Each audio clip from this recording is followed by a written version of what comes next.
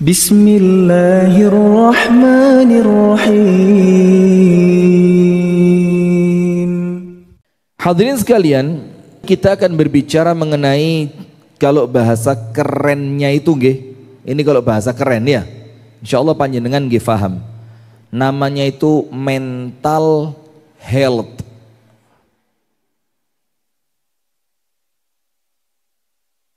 Napa niku, Pak? Kesehatan mental. Karena kita lihat sekarang ini kita tidak sedang berbicara tentang maksiat mematikan hati, tidak, karena itu panjenengan sudah paham, panjenengan ngerti lah itu. Apalagi pengajian di Masjid An-Nur ini yang ngisikan Ustadz Slamet Abadi. Jadi insya Allah pun ngelontok lah niku, insya Allah paham. Saya juga tidak berbicara tentang kesombongan, ujub, riya, pamer. Niku insya Allah panjenengan sampun ngelontok. Panjenengan bika ten Google, panjenengan bika ten YouTube, insya Allah nggih mangke insya Allah ketemu. Nah, tapi kali ini kita akan berbicara tentang apa? Kesehatan mental yang kemudian kita pandang akhir-akhir ini jamaah, banyak orang yang mentalnya sakit. Mentalnya apa? Sakit. Contoh, wesoge, hartanya lebih-lebih, panggah korupsi. Enten apa mboten? Enten apa kata? Panjenengan korban apa pelaku? Ini kesehatan mentalnya bermasalah.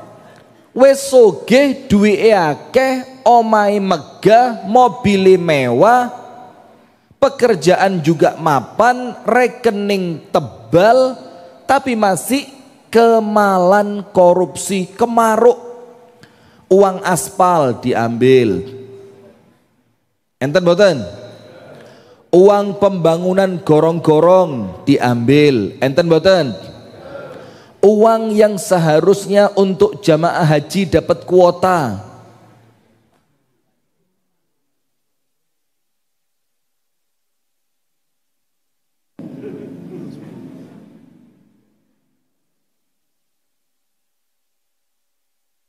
Yang seharusnya kuota itu milik umat, lah kok didol.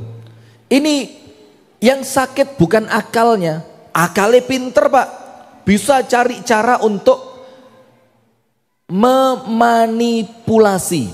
Manipulasi ini apa? Ngakali, golek coro bagaimana orang lain duwe bisa dikeruk. Atau kesehatan mental yang bermasalah yang lain. Panjenengan mireng boten, akhir-akhir niki kathah berita niku bunuh diri. Nggih, gantung diri, minum racun. Bahkan sampai yang bunuh diri itu tidak sendirian. Sebelum seorang ibu bunuh diri, dia minumkan racun ke anak-anaknya terlebih dahulu. Ketika diteliti, dicek, dipelajari oleh pihak yang berwenang, ternyata ibu tersebut merasa susah dalam ekonomi, akhirnya khawatir anaknya tidak bisa makan, karuan mesisan di pateni. Ini mentalnya rusak. Atau termasuk sakit mental yang lain, senengane pamer. Kalau bahasa kerennya flexing. Napa Pak? Flexing. Flexing niku napa? Pamer. Punya jam tangan mahal, wah lek nggawe kelambi dicincing terus, digulung terus.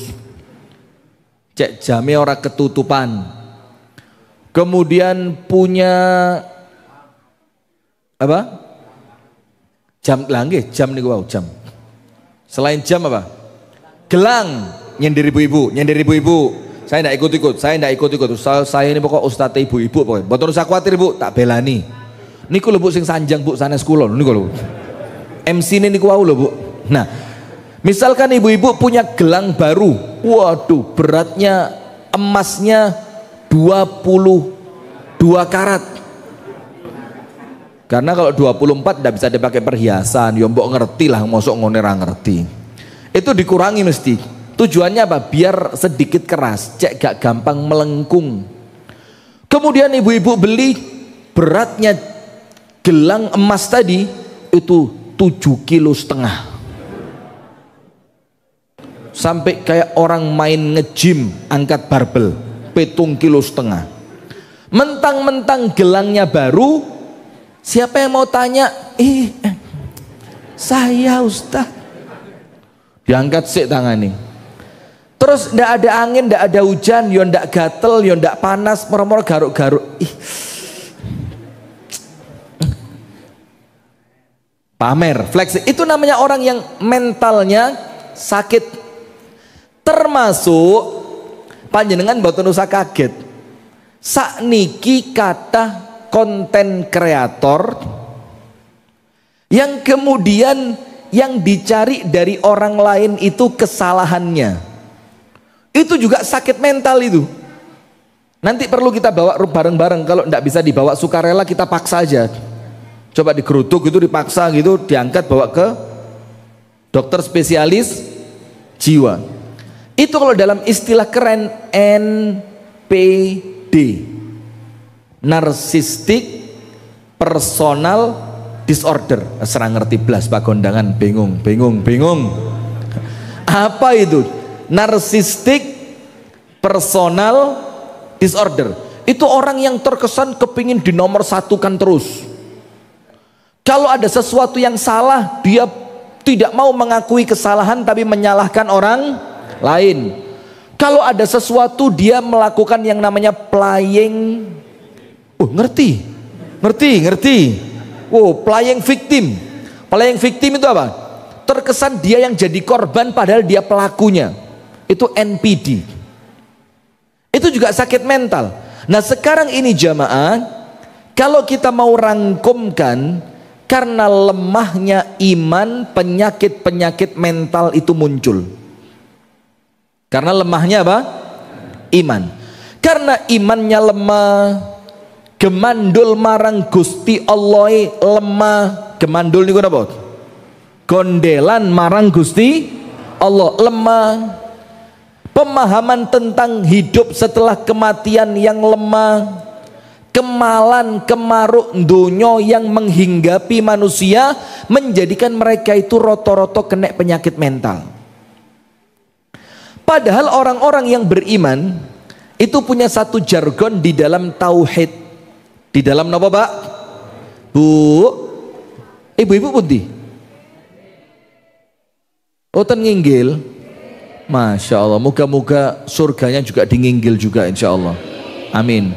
Tapi masih di bawahnya saya dikit. Nah sudah, maka umat Islam ini jamaah punya satu dalam ilmu tauhid yang menjadikan uripe gak mungkin sumpek. Uripe gak mungkin sumpek. Satu dalam ilmu tauhid, apa itu?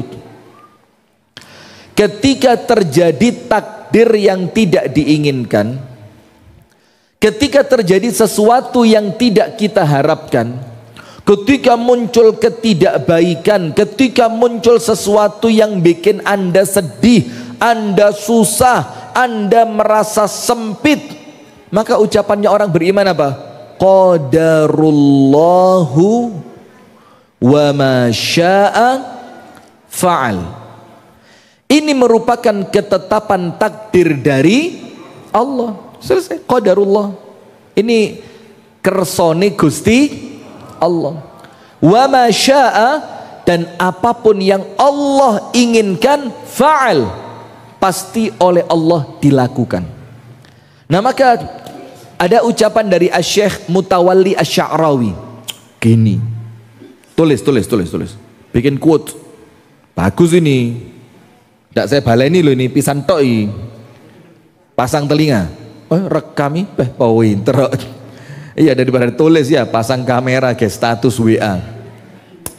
Ada ucapan dari Asy-Syaikh Mutawalli Asy-Sya'rawi. rahimahullahu taala ketika beliau mengatakan tentang mental yang sehat, atine waras. Atine pripun? Waras. Itu beliau bilang begini, ketika ada orang ditimpa penyakit yang berat, maka boleh jadi fisiknya sakit. Yang sakit apa? Fisik. Tapi idza radhiya biqada'illahi fi maradhihi, ketika dia ridho, nerimo, ikhlas apa yang Allah takdirkan terhadapnya dengan penyakit tadi, maka beliau mengatakan fahuwa salimul qalbi, maka orang itu waras. Tapi yang waras nopo nih? Salimul qalbi, atine waras. Maka tidak usah khawatir kalau yang sakit cuma fisik, panjenengan wafat entek penyakitnya, nggih apa nggih?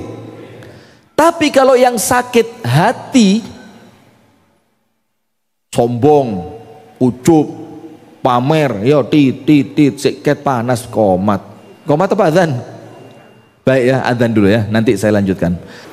Kita lanjutkan hadirin sampai ucapan Asy-Syaikh Al-Mutawalli Asy-Sya'rawi rahimahullah. Beliau mengatakan kalaulah kita ini Allah takdirkan kena penyakit yang berat, ya mudah-mudahan semuanya sehat walafiat nggih. Amin ya rabbal alamin. Dan mudah-mudahan yang sedang sakit oleh Allah diberikan kesembuhan. Amin. Beliau mengatakan kalau orang yang diuji dengan penyakit itu ridho dengan takdirnya Allah yang menjadikan dia sakit, kata Syekh Al-Mutawalli Asy-Sya'rawi, fahuwa salimul qalbi, maka orang itu masih awake loro tapi sehat atine. Jadi orang itu kalau yang sakit fisik, sakit itu akan terhenti ketika dia meninggal dunia. Dan kalau orangnya sabar, setelah meninggal tinggal nerima ganjaran. Tapi kalau yang sakit itu hati, maka orangnya meninggal malah soro, karena di alam kubur hati yang sakit itu sumber petaka, sumber celaka. Maka dengan itu kita punya satu ilmu dalam tauhid, mengesahkan Allah. Apapun yang terjadi, supaya mentalnya waras, sehat, bergas, gak penyakitan, itu kita ucapkan qadarullah wa ma syaa fa'al. Ini merupakan takdirnya Allah. Dan angkat tangan siapa yang bisa utak-atik takdir. Ayo, siapa tahu orang Pak Kondangan ada yang bisa ini. Bisa panjenengan nyeting takdir? Sakit buatan? Jangankan panjenengan, saya aja tidak bisa kok. Waduh. Nah, tidak ada yang bisa. Maka takdir itu bukan untuk disesali, tapi untuk dikelola dengan baik. Faham nggih? Nah, maka wa ma syaa fa'al, dan apa yang Allah inginkan pasti oleh Allah dilakukan. Nah, sekarang jamaah, dengan semua penyakit-penyakit mental tadi, orang Islam harus tampil sebagai pelopor kesehatan hati. Sumringah. Sumringah itu apa? Bergembira, murah senyum. Ketemu orang itu vibes-nya positif. Alah, gak ngerti vibes. Apa bahasa pagondangannya apa? Vibes itu apa? Loh, yang ngerti loh jane. Masya Allah ya. Jadi kalau ketemu orang, suasana itu langsung nyenengke, wah, terpancar kesehatan hatinya. Ketika dia ngelihat orang yang perlu dibantu, atine cepet ngewangi wong sing perlu dibantu. Ketika ada orang lain salah, legowo memaafkan. Ketika ada sesuatu yang perlu diperbaiki, dia tampil sebagai orang yang berani datang untuk amar ma'ruf nahi munkar. Itu orang Islam kudu paling ngarep itu, Pak, paling depan. Kokam perkasa. Masa gak mlebu kamera iki? Yang ini jangan. Konangan lek nyilih engko. Nama lain. Ini inisial ini, Pak. Nah, sudah. Maka dengan itu jamaah orang Islam ini enggak boleh gini. Kenapa? Bojoku minggat. Lemes. Bojo minggat lah kok kutu. Satu pergi, 1000 menanti. Cok kuatir. Di Pagondangan ini kalau berkebun apa Pak? Kentang juga. Kentang. Allah takdirkan dan mudah-mudahan tidak. Amin ya Rabbal alamin. Mugi-mugi panen kentangi sukses sedoyo. Amin. Dan harga kentang melangit. Dados panjenengan tahun depan langsung berangkat haji bedol deso. Amin ya Rabbal alamin. Sudah, misalkan contoh, wis nandur kentang mulai awal, tanahnya diresiki, dirawat, dipupuk, diobat, beli bibit yang hitungannya per biji. Nggih, enten mboten? Saya tahu, saya tadi mendengarkan Ustadz Abadi cerita. Sudah ditanam, dirawat, dijogo, diresiki. Wancine panen pas regine kentang awis, lah kok ternyata kena hujan banjir bandang entek. Orang beriman sedih, wajar. Tapi sedihnya tidak boleh lama, langsung dia bilang qadarullah wa ma syaa fa'al. Alas ngene iki takdire Gusti Allah. Kerja maneh, semangat maneh, optimis maneh, itu orang beriman. Maka dengan itu, kalau kita mengimani takdir jamaah, itu manfaatnya minimal 2. Bu,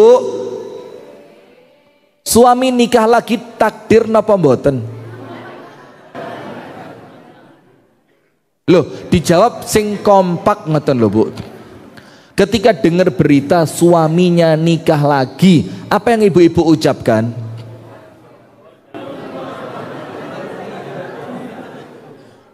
Barusan kita ngomong loh ya. Kita ngomong apa? Qadarullah wa ma syaa fa'al. Bu, pripun Bu kalau dengar berita, Mbak, lah kok bojomu wis rabi maneh, Mbak? Panjenengan terus mengucapkan apa, Bu? Wani pegat. Loh. Masya Allah, jagoan-jagoan Pagondangan ini ternyata ya. Nah, sudah. Itu contoh. Maka orang yang mengimani takdir, minimal dia akan mendapatkan 2 kebaikan. Ini Allah menceritakan tentang apa? Bahwasannya semua manusia itu takdirnya telah diciptakan min qabli an nabra'aha. Sebelum manusianya itu apa? Wujud. Itu takdirnya sudah lengkap. Lahir dari bapak siapa, ibunya siapa, nanti lahirnya di mana, sekolahnya, umurnya, rezekinya, istrinya, lengkap sudah. Tulis. Kemudian Allah mengatakan dalam Al-Quran, melanjutkan ayat tadi, supaya kita itu mentali sehat, gak gampang kesel didik, kesel turu sampai wayai ngaji keturun. Apa ini? Mental lemah.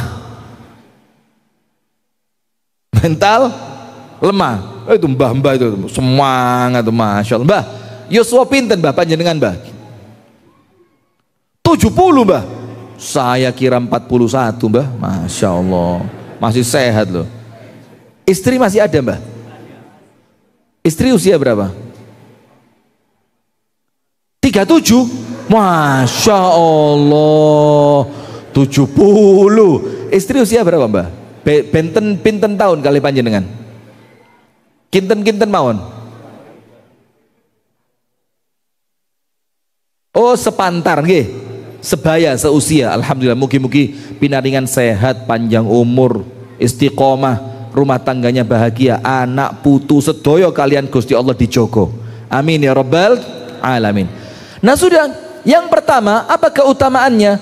Likai la ta'sau ala ma fatakum, supaya kalian tidak sedih. Tidak sedih. atas sesuatu yang tidak kalian dapatkan. Contoh ini wau pripun kentang. Lah kok wayahe panen regone pas larang kena banjir bandang. Nauzubillah min dzalik. Maka yang pertama kata Allah, likaila ta'sau ala ma fatakum, supaya kalian itu tidak terlalu sedih, gak sepiro getun atas apa yang tidak kalian dapatkan. Maka kan dalam Islam tidak boleh ngomong apa? Seandainya. Coba otak panen wingi rek selamat iki. Abadi nih selamatnya insya Allah.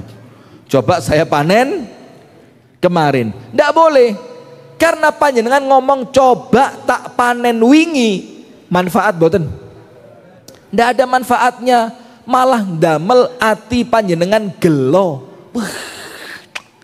Garai bojoku ini njok dinterno nang salon apa? Garai bojoku ini njok interne nang dokter kulit skincare apa? Janu untuk duit 300 juta iki. Lah kok tak tinggal sedino kena banjir? Ndak boleh. Karena kalimat seandainya itu membuka pintunya siapa? Setan. Setan seneng Pak dibisiki terus. Iya bojomu sing keliru, janu wingi bojomu budal dhewe lah ya iso. Lah apa njok enterne barang iki kentangmu rusak, keplakne bojomu. Ojo dikeplak tok wis pegaten lah wis, golek liyane sing nom-nom sik akeh. Lho ngoten lho Mbah. Sudah, maka dia tidak akan sedih. Karena apa? Dia yakin takdir Allah pasti terjadi. Itu nomor satu. Lek kelangan sesuatu atine gak sedih. Nomor dua, wala tafrahu bima atakum. Kalau panjenengan berhasil, supaya tidak sombong. Wah, panene wapi eram. Wah, iki mesti dijogo bendina. Ngene iki kersane Gusti Allah, takdire Gusti Allah. Misalkan panjenengan punya anaknya dadi dokter, insinyur. Ustadz disebut apa enggak Ustadz? Gak sepiro membanggakan nih. Anaknya jadi dokter, insinyur, bahkan anaknya menjadi penasehat menteri, Ustadz nasional, Ustadz Rifki lah. Jangan. Nanti sombong nanti, tidak boleh. Sudah. Ketika orang lain ngelem niku napa? Memuji. Bayo Mbak, encene sampean ngene lho Mbak. Sampean niku Mbak, zamane wong liyane senengane senam. Lah kok sampean ndek omah nguruki anake sampean belajar. Zamane wong wedok liyane nontok karnaval napa karnaval? Fal napa pal? Liyane wong wedok nontok karnaval Mbak, sampean di omah gak gelem metu Mbak. Saiki anake sampean genah Mbak, dokter, insinyur, penasehat menteri. Terus mbaknya itu bilang apa? Walah Mbak, ngene iki kersane Gusti Allah. Maka Nabi Sulaiman ketika mendapatkan nikmat yang besar, Nabi Sulaiman mengatakan apa? Hadza min fadli rabbi. Ini semua kekayaan, kerajaan, kedudukan, kesuksesan, hadza min fadli rabbi. Ngene iki kabeh karuniane Gusti Allah. Tujuannya apa? Liyabluwani aashkuru am akfur. Yang dengan nikmat sukses ini Allah ingin memberikan ujian. Napa ujiannya Pak? Apakah saya bersyukur atau saya malah kufur? Nah sekarang ada 5 obat loro ati. Termasuk loro ati itu nun sewu lho nggih. Bu, nun sewu nggih. Kula ceramah ngeten iki mboten napa-napa Bu. Lho nggih jelas mboten napa-napa ustaz kula kok. Nah, sudah. Termasuk sakit atine penyakitan itu napa Pak? Gampang kepingin. ngelihat tetangga bawa ini, wah, lek duwe kayak ngono penak. Napa Pak? Mary gampang kepingin. Saya pernah ngaji di Jawa Timur bagian selatan. Saya tidak sebut tempatnya ya. Tapi kalau Jawa Tengah gini Jawa Tengah. Jawa Tengah ini tempatnya para wali-wali ini. Wali santri, wali murid, masya Allah. Di sini banyak. Sudah. Ini saya jujur tidak ngerti. Tenanan nggak ngerti. Sebelum saya ceramah, waktu itu masih ada waktu sekian menit. Sama takmir diajak masuk ke ruangan takmir. Kalau di sana Pak, Ustadz datang itu suguhannya duren.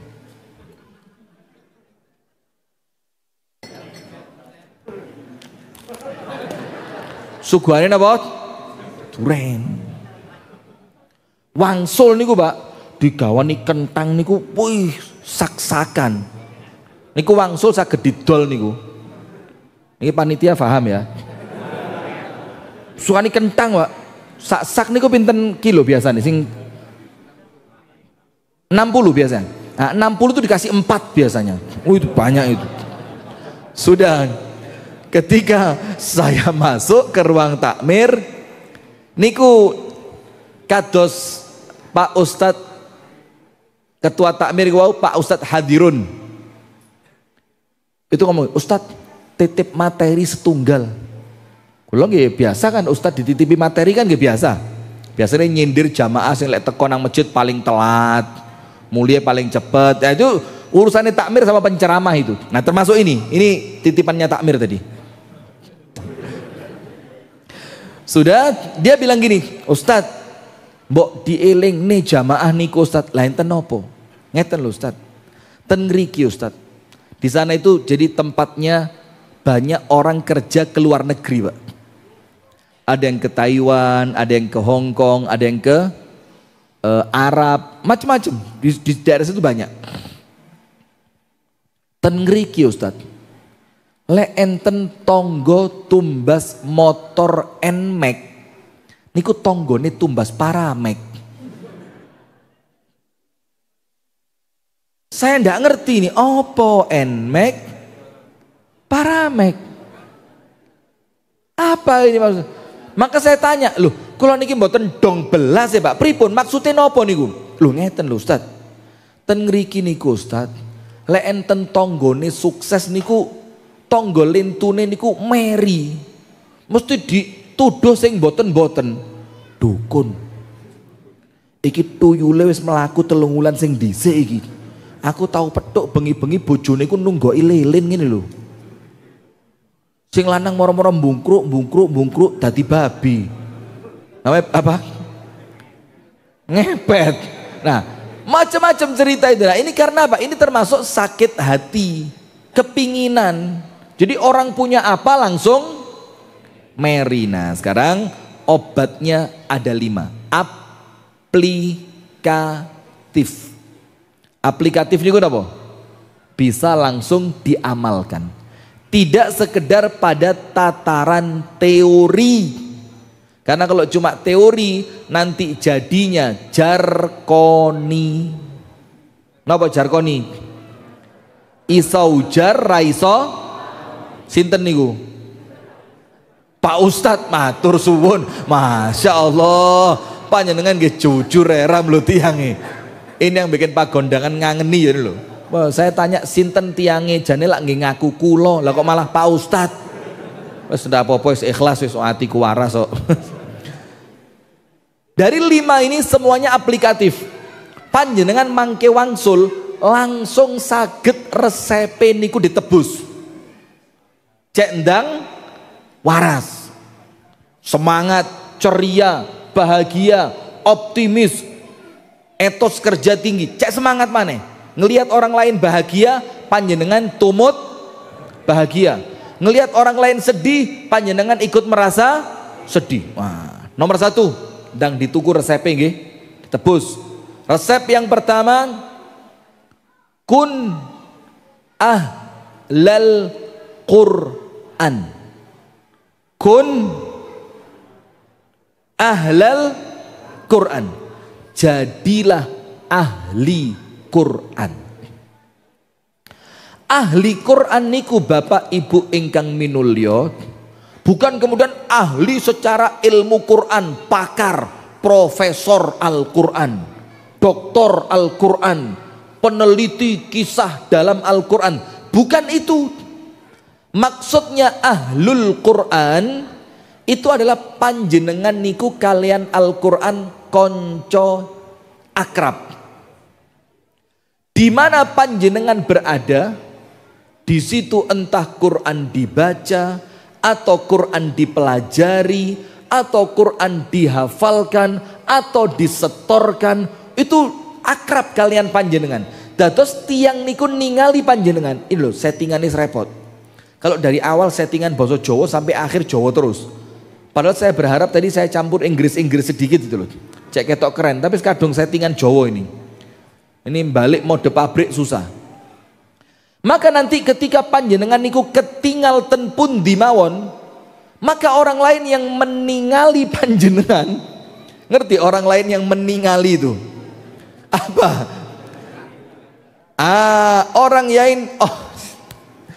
Orang lain yang melihat panjenengan, maka Anda itu dimanapun, kapanpun, aktivitas apapun tidak pernah lepas dari Quran. Panjenengan tulis Pak, atau kalaupun tidak ditulis betul nopo-nopo, maka panjenengan buka ten YouTube ya, sanes YouTube.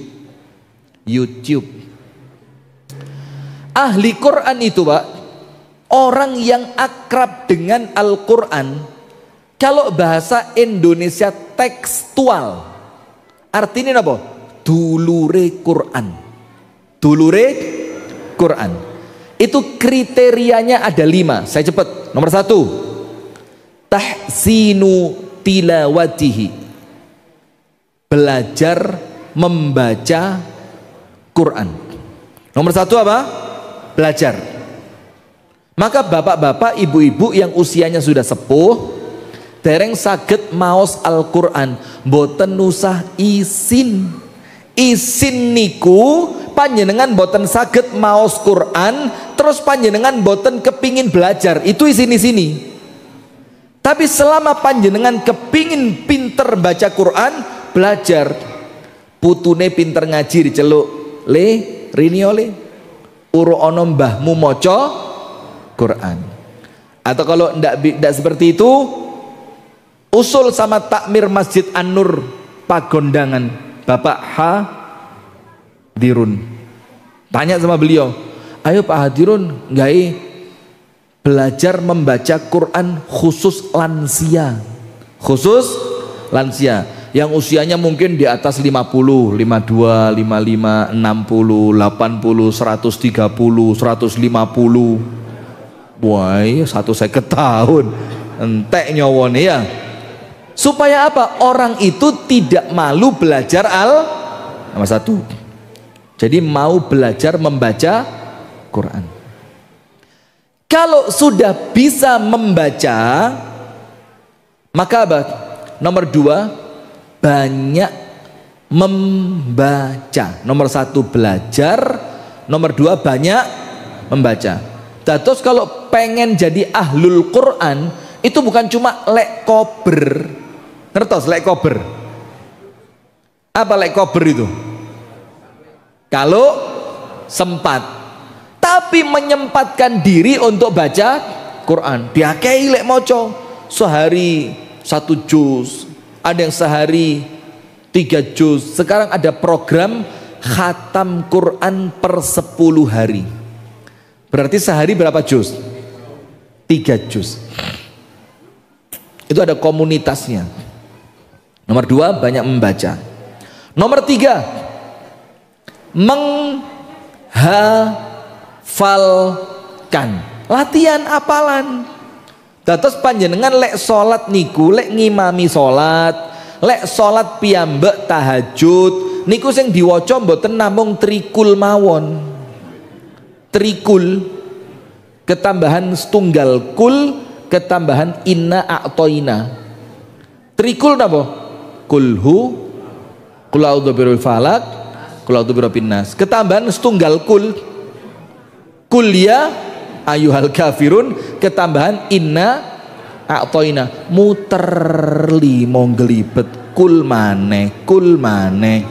Nah sehingga panjenengan ketika sholat itu ayatnya variatif. Apalan. Nomor 4, tadabbur ini apa Pak? Mempelajari isi dan kandungannya. Dan yang kelima, ini yang paling penting, mengamalkan. Maka lihat Nabi Muhammad Sallallahu Alaihi Wasallam. Saya tidak tahu sampai jam berapa ini. Jam pinten sih?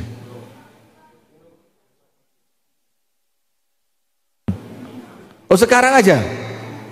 Sampai beliau bilang sampai besok pagi jam 10. Bu sampai jam pinten Bu? Jam 5. Loh. Sudah, wes pokok selesai. Saya lihat panjenengan nggih. Lek panjenengan tasik semangat nggih lanjut. Lek panjenengan mulai ngeten.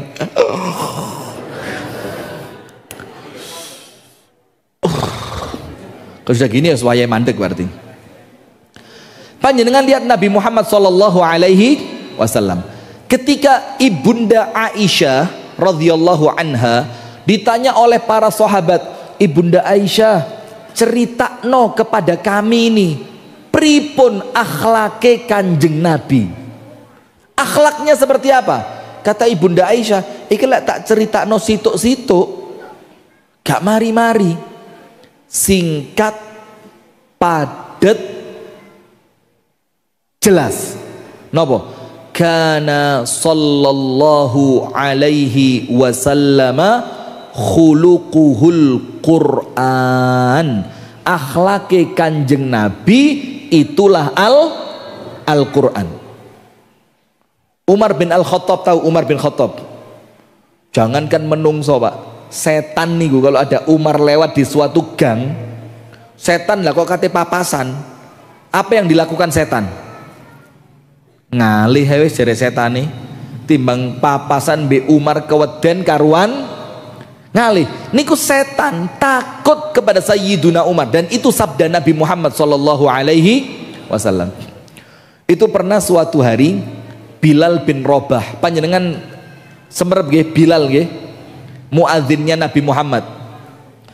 Bilal itu tanya kepada asistennya Umar, namanya Aslam. Namanya sinten? Aslam. Ya Aslam, sif lana Umaran idza kana ghadib. Aslam, ceritakan kepada kita Umar itu kalau marah seperti apa? Boy, wong gak ngamuk medeni. Landahne pas ngamuk. Itu Bilal tanya kepada Aslam, karena Aslam ini saben dintene mendampingi Sayyiduna Umar di rumah bareng, keluar bareng, macam-macam bareng terus. Maka Bilal tanya, Aslam, penasaran Sayyiduna Umar itu lek ngamuk modele kaya apa? Seperti apa? Apa kata Aslam? Weh Bilal, pertanyaanmu abot. Inna Amirul Mu'minina Umar idza ghadib la yusaf. Umar itu kalau marah gak iso diceritani. Lah bagaimana saya mau cerita? Umar belum marah, saya sudah kabur. Loh, terus ya apa ceritanya? Loh, wong saat durunge ngamuk wis medeni, maka sebelum Umar marah kami pergi. Apa kata Bilal? Wallahi la, demi Allah tidak. Demi Allah tidak. Kata Bilal, inni laqitu Umara fi qimmati ghadabihi thumma qara'tu alaihi ba'da ayil Qur'an fata'ta'a ra'sahu ka'annahu at-tayrul madhbuh. Saya, kata Bilal, pernah ketemu Umar pas di puncak kemarahannya. Jadi pas ngamuk niku banget, pol ngamuk. Ketika saya ketemu, saya bacakan kepada Umar sedikit ayat Quran. Apa yang terjadi? Fata'ta'a ra'sah ka'annahu at-tayrul madhbuh. Langsung Umar itu begini. Tidak lama semaput, pingsan. Terus Aslam penasaran, Bilal, ayat apa yang kamu baca itu? Bilal mengatakan, aku bacakan kepada Umar ciri penghuni surga. Apa cirinya? Wal kadhiminal ghaidha wal 'afina 'anil nas wallahu yuhibbul muhsinin. Orang yang bakal masuk surga itu adalah orang yang pinter ngempet amu awak. Jadi pandai menahan amarah, gak ngamuan. Dan dia adalah orang yang mudah memaafkan kesalahan orang lain, dan dia adalah orang yang berbuat baik kepada orang yang menjadikan dia marah. Wih, Umar dengar ayat ini langsung kutuk. Itu loh Pak, obati hati. Jadilah ahlul Quran, belajar. Lek wis pinter dibaca yang banyak, lek wis mocone kathah mulai latihan apalan, lek apalane pun mulai nggadah, mulai mempelajari isi kandungan Al-Quran, nanti setelah itu diamalkan. Obati ati sing gampang baper. Baper niku napa? Gampang ngamuan, tersinggung. Ada ustadz ceramah mesti pesenane takmir iki. Iki mulai muqaddimah sampai penutup ngeplaki aku terus. Saya pernah kejadian ini di satu tempat yang saya tidak ceritakan namanya ya. Itu sepulang saya pengajian deket rumah saya. Sepulang saya pengajian, saya kan kalau pengajian bawa mobil ya, mobil. Tidak sepeda motor, mobil. Umuk. Masa ustadz bawa mobil di warung umuk ini? Ngaeng. Sudah? Yes, mobil biasa lah Pak. Dikasih kakak saya. Ditutup jendela nih sama ibu-ibu. Tok tok tok tok tok. Saya buka jendelanya. Waktu itu jendelanya belum pakai penaan. Masih jendela yang menjadikan otot itu bisa gede. Itu kalau mau nutup dewangi tangan kiwo, diangkat titik. Sudah saya buka itu jendela, saya tanya, ada apa Bu? Ustadz, oh langsung itu, masya Allah. Itu loh perempuan, tidak pakai muqaddimah, tidak ada latar belakang masalah muqaddimah, tidak ada, langsung Ustadz. Ibu-ibu banget gih. Suami baru datang, durung digawe kopi, Mas. Loh. Sabar, jangan curhat di sini, sabar. Tahu dia. Tidak usah cerita ke Ustadz Abadi. Sudah, Ustadz, itu materi pengajian titipannya tuan rumah ya. Waduh, ada apa Bu? Anda, materi ini sudah saya siapkan beberapa waktu yang lalu. Alah, tidak mungkin umum. Saya bilang ngaeng, masya Allah. Sudah, lo kenapa Bu? Kenapa? Ustadz tahu ndak? Lihat ndak tahu, belum diberitahu. Apa itu Bu? Mulai pembukaan ceramah Ustadz sampai kafaratul majelis itu saya kena terus. Walah, baper toh panjenengan Bu. Nah ini artinya apa Pak? Sakit, mentalnya ndak sehat. Orang itu kalau mentalnya sehat, ada ceramah yang menyindir dia, itu jadi bahan introspeksi, jadi bahan muhasabah, mulai mikir, loh kok pengajiannya tepak yo, kok pas mbek keadaanku yo, ojo-ojo jangan-jangan memang ini caranya Allah untuk mengingatkan saya. Itu kalau mentalnya sehat. Tapi kalau mentalnya sakit, Pak Hadirun diparani nang omahe nanti. Iku mesti pesen ngono Pak Hadirun iki ya. Nah, jadi jamaahnya baperan. Sekarang kenapa Quran itu obat, Pak? Panjenengan buka surah Al-Isra 82. Surah Al-Isra ayat 82. Kemudian surah Yunus 57. Jadi ayatnya 2 saja, cek gak kebengen. Nomor 1 Al-Isra berapa? 82. Kemudian surah Yunus ayat 57. Keduanya sami. Isinya apa? Menjelaskan bahwa Quran itu syifa. Quran itu apa? Syifa. Syifa itu apa?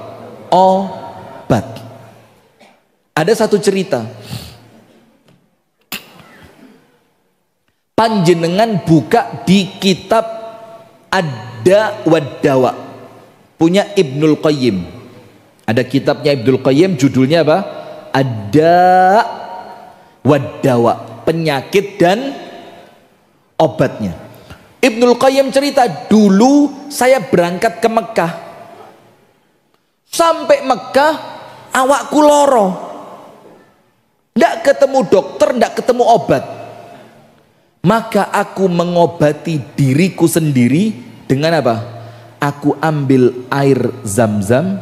Bismillah. Ini lagi diniati Zam-Zam, dados Zam-Zam tenanan. Zam-Zam. Bismillah.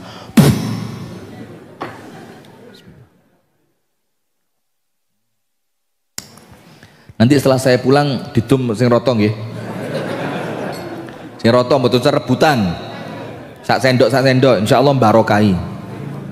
Sudah, aku ambil air Zam-Zam, aku bacakan dengan niatan obat. Aku bacakan pada air yang aku ambil tadi suratul Fatihah. Surah napa? Al-Fatihah. Apal sedoyo kan? Lho niku Pak, Quran sing paling manjur niku nggih surat Al-Fatihah niku. Maka karena Al-Fatihah ini yang paling manjur, Allah menjadikan Fatihah niku wajib dibaca ketika sholat, supaya panjenengan senantiasa waras karena berobat dengan surah Al-Fatihah. Tapi sayangnya kita ini baca surah Al-Fatihah boten gadah niat. Syukur moco. Oleh gak diwaca sholatku batal. Lek gak diwaca salatku batal. Padahal innamal a'malu binniyat.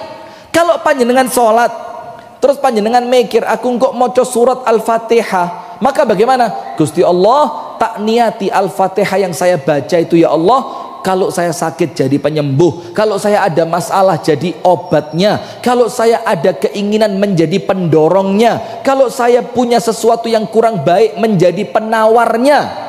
Tadi Pak, wong satu hari panjenengan baca berapa kali Al-Fatihah? Apa yo pitulas?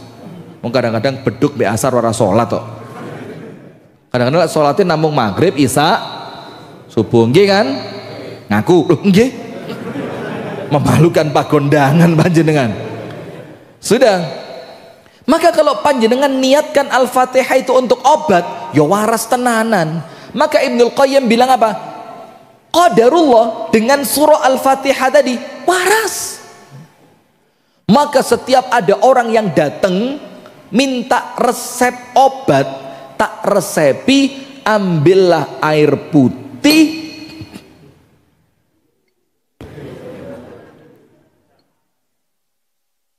aman-aman, bukaan, angkaten, noto niaten jero niati, ya Allah, jadikan surah Al-Fatihah yang saya baca pada air ini menjadi penyembuh dari semua penyakit. A'udzubillahi minasyaitonirrajim. Kayak qiraah ya. Bismillahirrahmanirrahim sampai ghairil maghdubi alaihim waladdallin. Terus apa? Sebulan. Dibaca berapa kali Ustadz? Monggo kerso. Panjenengan kerso ping setunggal nggih angsal. Panjenengan mendet sunnahe 3 nggih angsal. Dijangkepi 7 apik. Diwaca 1373 yo apik. Sampai banyune entek garing. Nah, sudah. Maka itulah Al-Qur'an, Pak. Maka dalam surah Al-Isra dan surah Yunus itu Allah menjelaskan bahwa Quran itu apa? Obat. Nah, sekarang yang nomor 2. Apa Ustadz yang nomor 2? Kalau kepingin atine waras, hatinya sehat, sholat tahajud. Nah, tapi ini nggih mboten gampang ya. Lawang kita ini kadang-kadang subuh ayo bablas kok. Ngaku. Pak Hadirun, sholat subuh berapa shaf?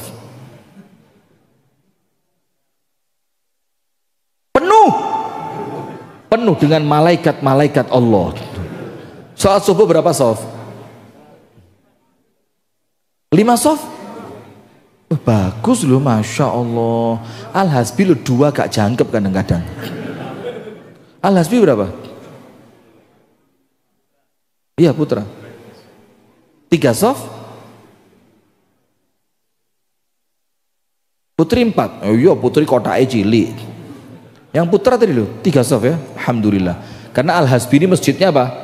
Lebar. Jadi 3 shafnya Al-Hasbi di sini ya bisa jadi 10. Iya. Ustaz, dia nih cek seneng Ustaz. Sudah. Yang kedua sholat tahajud. Ngeten Pak. Kulo damel simple niku napa? Wis diringkes mawon. Mangke panjenengan wangsul, panjenengan bika Al-Qur'an panjenengan surah Al-Muzammil. Surah napa? Ayat 1 sampai 10. Nggih Pak nggih. Surat napa Pak? Muzammil. Ayat pinten? 1 sampai 10. Bu, dibika nggih Bu? Surat Al-Muzammil 1 sampai 10. Yang inti pada surat Al-Muzammil 1 sampai 10 salah satunya apa? Nabi Muhammad itu oleh Allah agas berat. Inna sanulqi alaika qawlan tsaqila. Terus bagaimana ya Allah agar tugas berat yang engkau berikan kepada Nabi Muhammad itu sukses?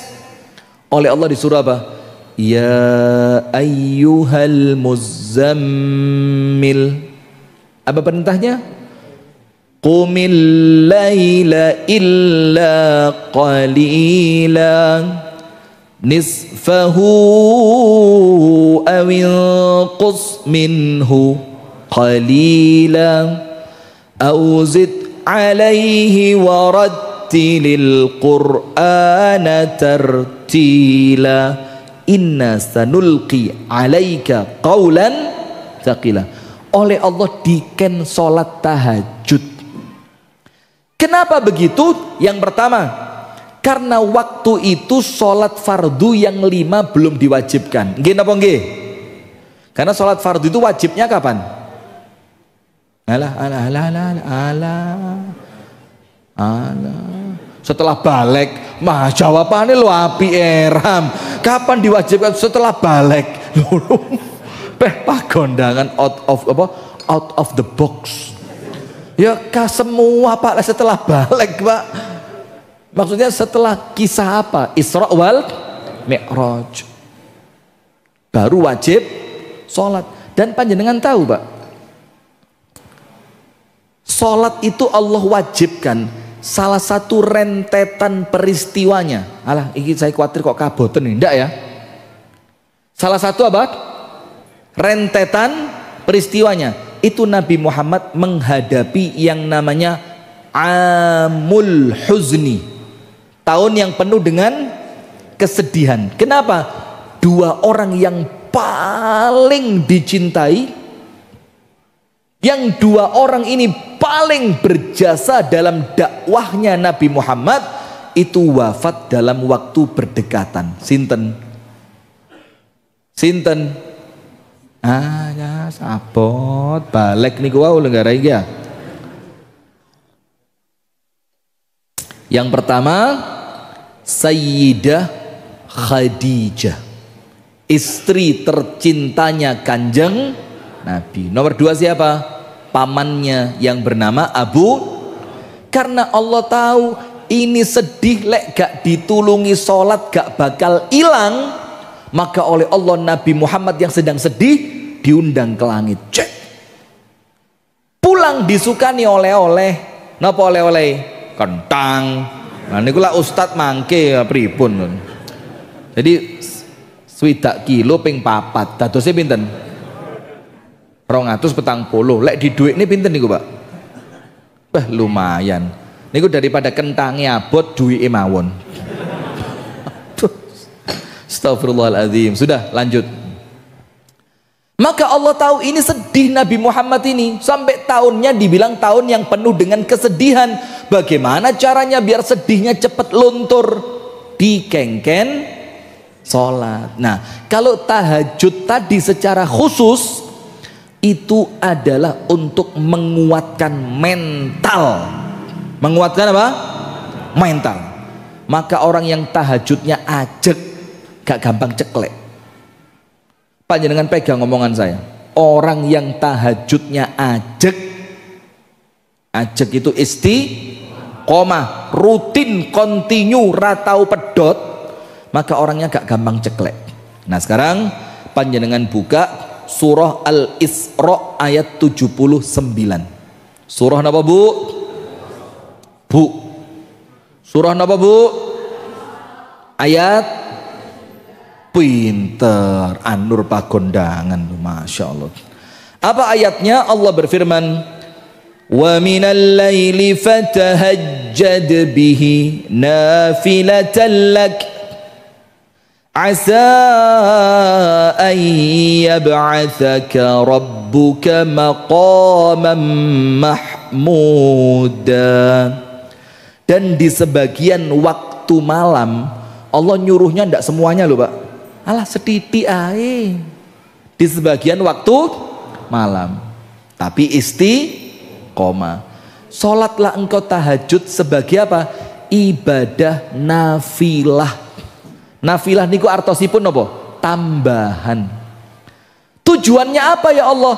Asa ayyab'atsaka rabbuka maqaman mahmuda.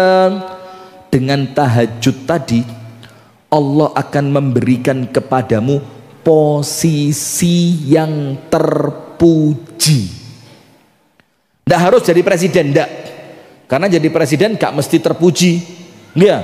Lah saat niki presiden nggih diuber-uber ijazah nggih mboten medal-medal kok. Nggih napa nggih?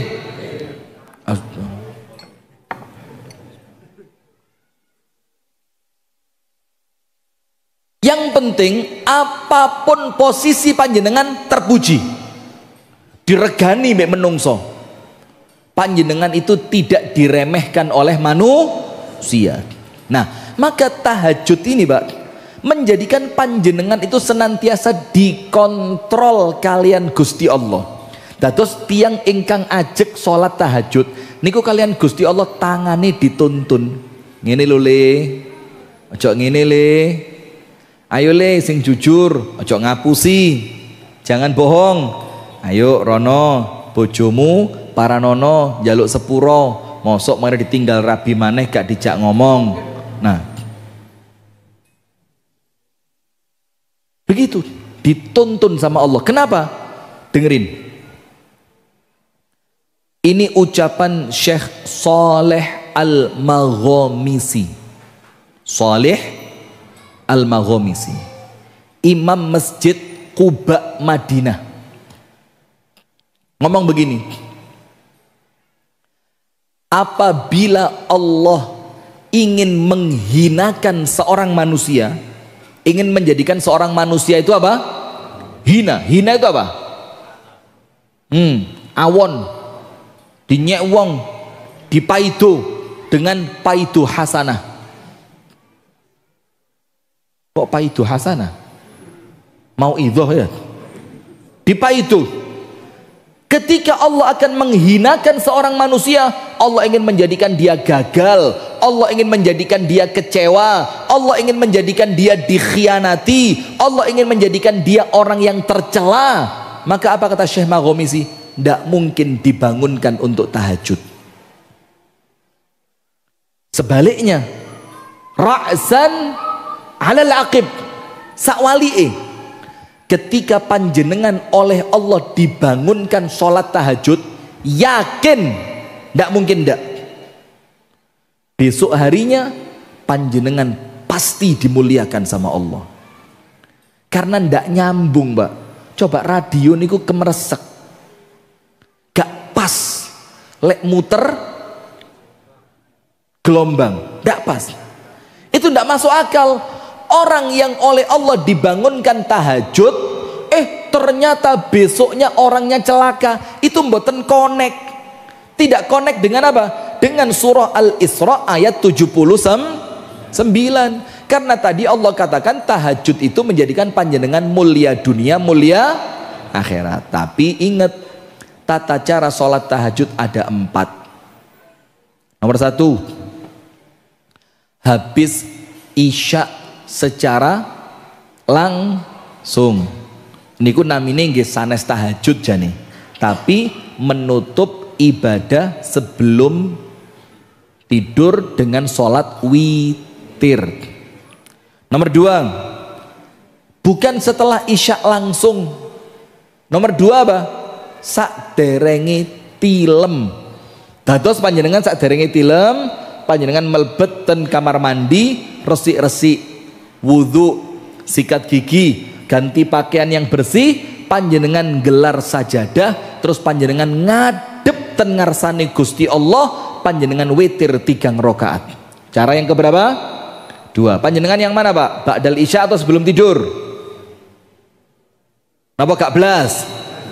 Nah, bagus, jujur. Cara yang nomor 3, di akhir malam. Akhir malam niku pripun? Panjenengan panjenengan bagi malam niku pinten jam, panjenengan bagi 3. Misalkan malam itu kan mulai adzan maghrib. Maghrib jam pinten? Katakan jam 6 ya. Subuh jam berapa?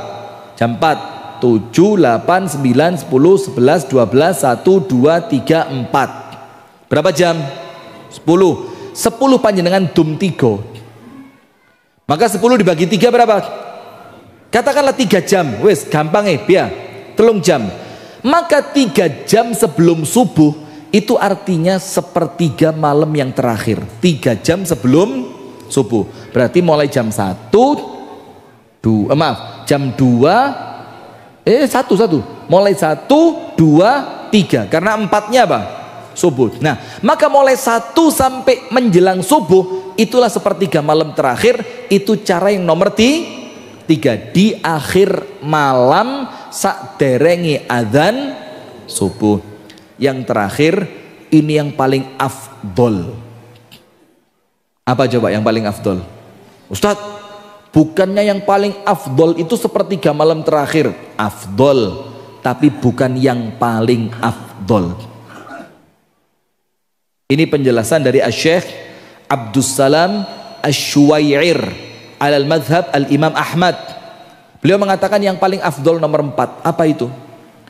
Di awal malam itu ba'dal isya, turuse tilem rumien, tidur sret, kemudian bangun menjelang tengah malam, tahajud sampai masuk sepertiga malam terakhir. Kalau tadi ukurannya sampai jam berapa berarti? Jam 1. Setelah masuk sepertiga malam terakhir ditutup witir. Setelah witir tidur lagi sampai azan subuh. Kenapa ini yang paling afdol? Karena yang nomor 4 ini, Pak, kalau panjenengan bangun itu bangunnya murni untuk tahajud. Tapi kalau yang ketiga tadi, itu panjenengan bangunnya mesisan. Mesisan apa? Nah, mesisan adzan subuh. Maka beda orang yang bangun karena memang Allah ya mesti kudu tangi wong dilungkas subuh, dibandingkan orang yang bangun khusus untuk sholat tahajud. Nah, maka jamaah minimal 3 rakaat witir. Maka insya Allah ati panjenengan waras. Amin ya rabbal alamin. Yang ketiga, al khulata warrufaqa as-salihah. Khulata itu apa? Kumpulane. Rufaqa itu apa? Kekancan. Kumpul lan kekancan dengan orang-orang solih. Kalian sinten? Orang soleh. Karena begini jamaah, wes ini kurang 10 menit sampai jam 8 ya. Telat itu. Jame baterai entek katanya. Begini jamaah.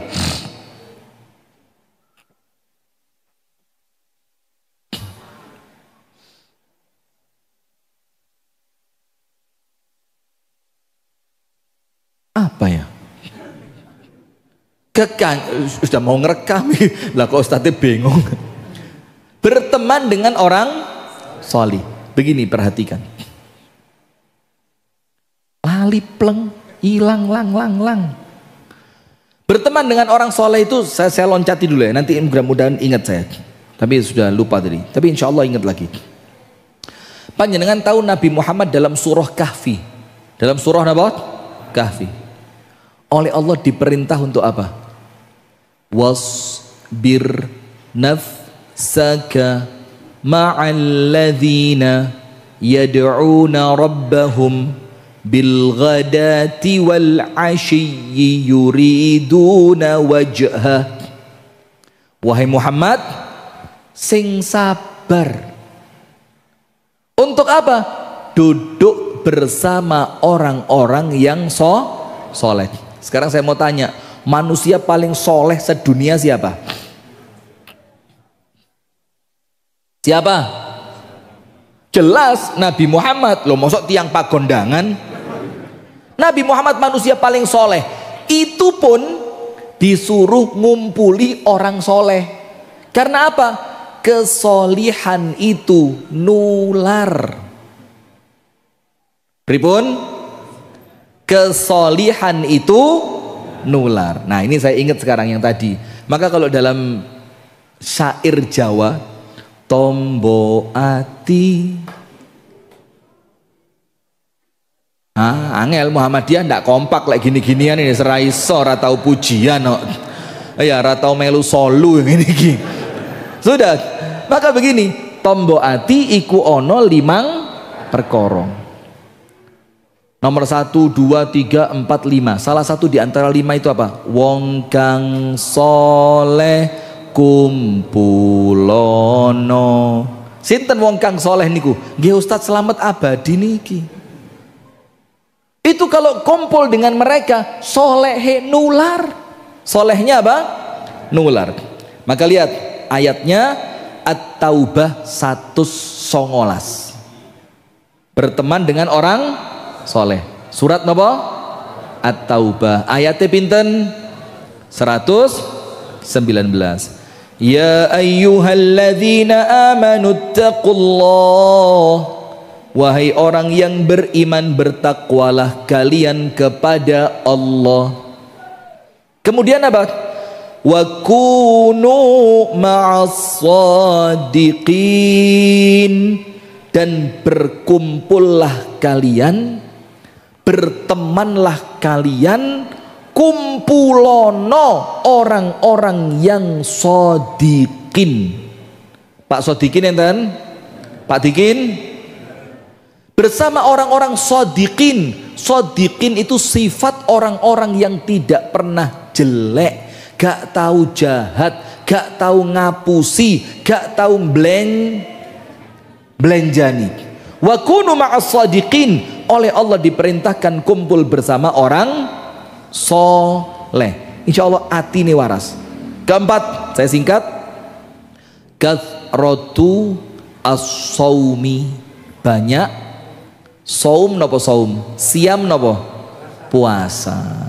Karena Ibnul Qayyim mengatakan penyakit hati itu yang paling besar itu penyebabnya ada 3. Terus tiang niku lek atine loro, mentalnya sakit, penyebab faktor paling besar 3. Nomor 1, kasratul akli, kakean mangan. Saya tadi siang belum makan karena saya waktu mau makan pengajian sudah mau dimulai, sudah saya berangkat tanpa makan. Lah kok teman-teman ninggal saya makan semua. Panitia paham gitu? Sudah banyak makan. Nomor 2, kathratun naumi, kakean turu, kancane ngaji ditinggal. Nomor 3, kathratul kalami wal khaltati awil mukhalatati, kakean ngomong, kakean kumpul, kakean mangan, kakean turu, kakean kumpul wong, akhirnya ngomong. Nah maka itu dihindari dengan cara apa? Puasa, poso, wetenge dikosongi. Sampai dalam kitab Tazkiyatun Nafs yang ditulis oleh Imam Ibnu Rajab Al-Hambali itu ada kalimat apa? Orang itu kalau perutnya penuh, otaknya kosong. Kalau perutnya kosong, otaknya penuh. Maka itulah panjenengan sering lihat orang itu kalau kalah akal main okol.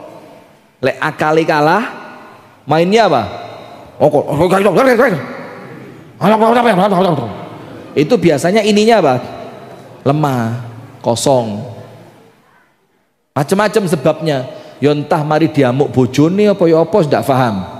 Ya, maka banyak puasa. Banyak puasa ini jamaah menjadikan seseorang itu senantiasa dalam pertolongan Allah. Dan hati itu akan melunak. Melunak itu apa? Menggembuk. Akan apa? Melunak itu apa? Lemes, gampang tersentuh, gampang dinasehati, wonge penaan, atine alus banget. Itu kapan? Ketika dia sering-sering mengosongkan perutnya. Ketika sering mengosongkan perut.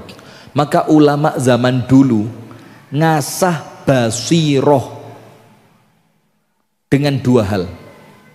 Ulama zaman dulu, bukan ulama zaman sekarang, karena sekarang katanya bukan basiroh tapi bisyaroh. Maka kalau ulama zaman dulu ngasah biar basirohnya itu tajam, farosahnya itu, firasatnya tajam, itu diasah dengan 2 hal. Nomor 1 tahajud, nomor 2 puasa. Maka kalau lihat orang zaman dulu Pak, tirakate nggih tahajud dan puasa. Terakhir penutup dari saya, zikir. Nomor 1 tadi apa? Nomor 1 tadi Al-Quran. Wis sing akrab kalian Quran. Nomor 2 salat tahajud. Caranya sudah jelaskan tadi. Nomor 3 nomor 4 itu kekancan kalih tiang ingkang sae soleh. Nomor 4 poso. Terakhir kathratu dzikrillahi ta'ala, banyak berzikir. Orang kalau banyak zikir atine lunak, hatinya apa? Lunak. Tapi hati-hati, zikir itu tidak akan makjeleb ten jerone ati ketika hati itu terlanjur penuh dengan dosa. Panjenengan tahu Nabi Yunus?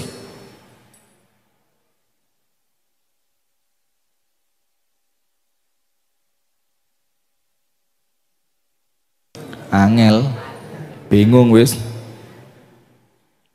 Nabi Yunus tahu Nabi Yunus? Dimakan ikan apa? Hiu, paus.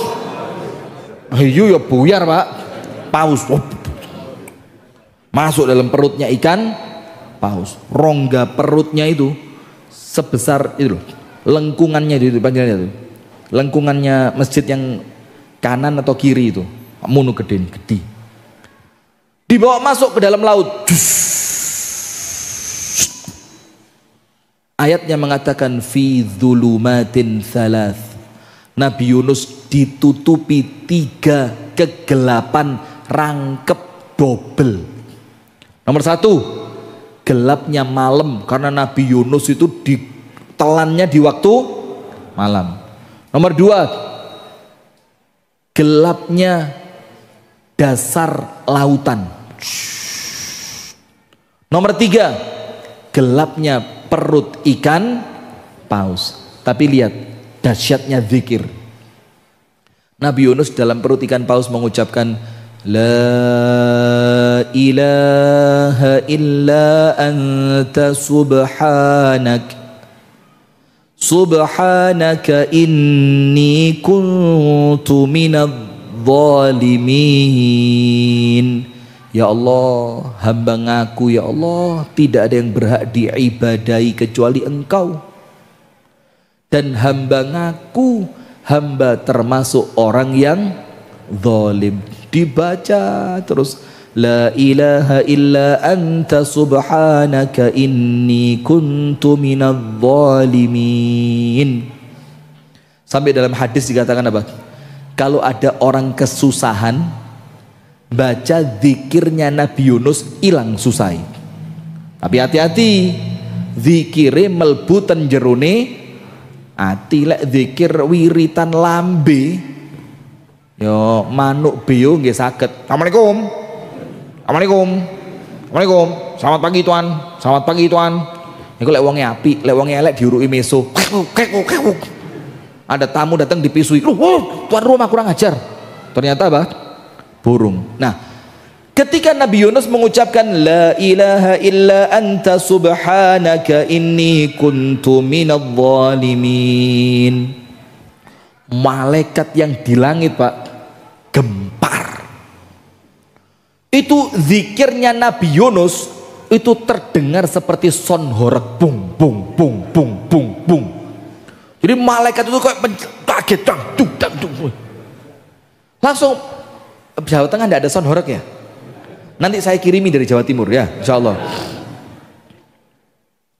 Malaikatnya tanya sama Allah, ya Rabbi, sautun ma'rufun min makanin gharibin. Ya Allah, ini suara kami kenal. Gelak ngerungokne suara iki. Ini suara yang tidak asing di telinga kami.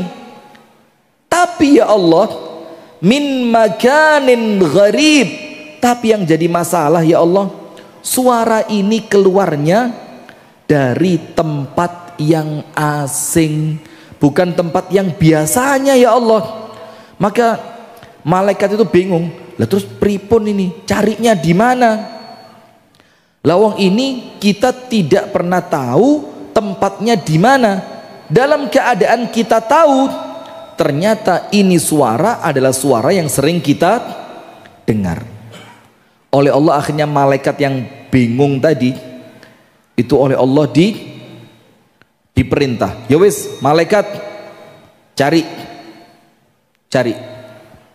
Zul, antum ndak live ini? Sinyalnya antum record? Ya sudah, sip. Sudah, apa yang terjadi? Oleh Allah diperintahkan, golek ono. Cari malaikat. Bujang Sari Batur ndak ketemu. Pindah Dieng ndak ketemu. Pagondangan tetap tidak ketemu. Muter itu malaikat. Subhanallah, sampai pada akhirnya malaikat tidak hanya mencari di daratan, tapi malaikat tembus sampai ke laut. Ternyata betul, walah, ternyata Nabi Yunus memang orangnya sregep wiritan, sregep zikir. Maka ketika susah, malaikat sampun kenal. Lalek biasanya mboten nate salat, pas ada masalah tiba-tiba salat, malaikatnya ngomong napa? Dengaren Mas. Sampean sopo Mas? Durung tahu daftar, gak tahu kenalan, moro-moro njaluk, lu mosok kate tak kei, bingung. Tapi kalau biasanya sudah akrab, ini jelas iki. Maka Allah berfirman dalam Al-Quran tentang Nabi Yunus, falawla annahu kana minal musabbihin lalabitha fi batnihi ila yaumi yub'atsun. Kalau sebelum ditelan ikan paus Yunus tidak rajin wiritan, maka akan tetap diwetengi paus sampai kiamat. Berarti yang menyelamatkan Nabi Yunus tentu setelah Allah Ta'ala itu bukan zikirnya ketika di dalam perut ikan paus, tapi zikir kapan? Sebelumnya, saat durunge senengane wiritan, pas kesusahan wiritane dikenal oleh malaikat. Maka terakhir panjenengan buka surah Ar-Ra'du ayat 28. Surat apa? Ar-Ra'du ayat 28. Alladzina amanu wa tatma'innu qulubuhum bidzikrillah. Orang-orang yang iman itu atine ayem lek dinggo wiritan. Itu ciri apa? Iman. Maka kalau ada orang beriman digawe wiritan lah kok kayak bingung, garuk-garuk, uyek-uyek meripat, angap-angop, itu imannya perlu dicek itu. Karena Allah memberikan ciri orang beriman itu apa? Kalau dipakai wiritan atine ayem, ditambahi sama Allah, ala bidzikrillahi tatma'innul qulub. Memang kata Allah, betul, dengan zikir hati menjadi tenang. Nah, maka kalau 5 perkara ini Pak, panjenengan istiqomai, insya Allah mental panjenengan kulolan panjenengan sedoyo, insya Allah mentalnya sehat, gak ngamuan, gak purian, gak merian, senantiasa menebarkan aura positif, murah senyum, bahagia dengan kebahagiaan orang lain. Itu yang dapat saya sampaikan pas jam 8. Semoga ada manfaatnya. Kurang dan lebihnya saya mohon maaf yang sebesar-besarnya. Apabila ada ucapan-ucapan yang menjadikan panjenengan tidak berkenan, apabila ada guyon candaan yang menjadikan panjenengan merasa tidak nyaman, mohon dibukakan pintu maaf sebesar-besarnya. Amin apa sami? Loh, saya minta mohon dibukakan pintu maaf lah kok amin? Sami, sami. Subhanakallahumma wa bihamdika asyhadu an la ilaha illa anta astaghfiruka wa atubu ilaik.